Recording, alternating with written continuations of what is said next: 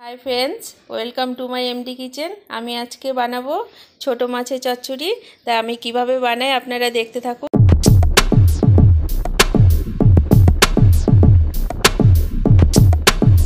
এই যে নিয়ে নিলাম ছোট মাছ, দেখুন কত সুন্দর মাছগুলো। নিয়ে নিলাম সরু সরু করে বেগুন কেটে। এখানে আমি নিয়ে নিয়েছি পেঁয়াজ কুচি, টমেটো কুচি, কাঁচা লঙ্কা বাটা, এখানে আদা রসুনের পেস্ট, আর নিয়ে নিয়েছি এখানে ধনেপাতা। এর মধ্যে দিয়ে দেবো পরিমাণ মতো হলুদের গুঁড়ো। মাখানো হয়ে গেছে বেগুনগুলো। এবারে আমি মাছগুলোকে মাখিয়ে নেব। মাছের ভিতরে দিয়ে দেবো টমেটো কুচি, কাঁচা লঙ্কা বাটা, আদা রসুন বাটা, পেঁয়াজ কুচি, 1 চামচ হলুদের গুঁড়ো, 1 চামচের থেকে একটু কম নুন, 1/2 চামচ জিরে ধনের গুঁড়ো, দিলাম বড় চামচের 1 চামচ সরষের তেল। এবারে অর্ধেকটা ধনেপাতা আমি আর অর্ধেকটা আমি পরে দেব। ভালো করে মাখিয়ে নেব। ভালো করে মাখিয়ে নিলে মাছটা খেতেও খুব সুন্দর হবে, স্বাদও হবে অসাধারণ। দিয়ে দিলাম একটু কাশ্মীরি লঙ্কার গুঁড়ো করে আর একটু মাখিয়ে নিলাম। মাছগুলো খুবই টাটকা, দেখুন বন্ধুরা কত সুন্দর মাছগুলো। মাখানো হয়ে গেছে। গ্যাসের কাছে কড়াই বসিয়ে দিলাম সাদা তেলে বেগুনটাকে ভেজে নেব। তেলটা গরম হয়ে গেছে, এবারে আমি বেগুনগুলো ভেজে নেব। এবারে নেড়ে চেড়ে ভালো করে বেগুনগুলোকে ভেজে নেব।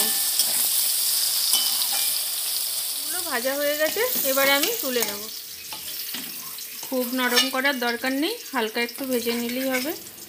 কড়াইতে আর একটু তেল দিয়ে দিলাম গোটা জিরে। কড়াইতে দিয়ে দেবো একটা তেজপাতা।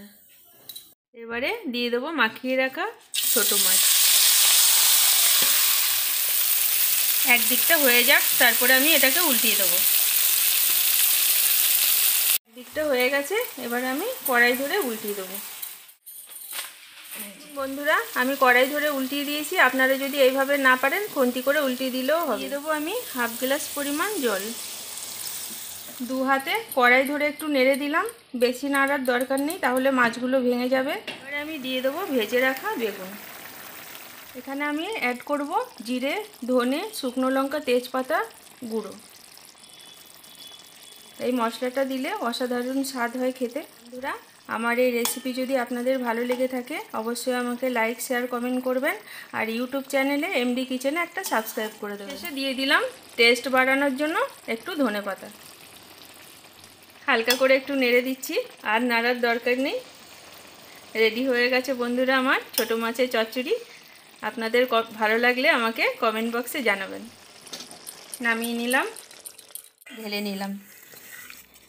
দেখুন বন্ধুরা কত সুন্দর হয়েছে। দেখুন বন্ধুরা, একটা মাছও ভেঙে যায়নি। এইভাবে রান্না করলে মাছগুলো সবসময় গোটা থাকবে। নমস্কার।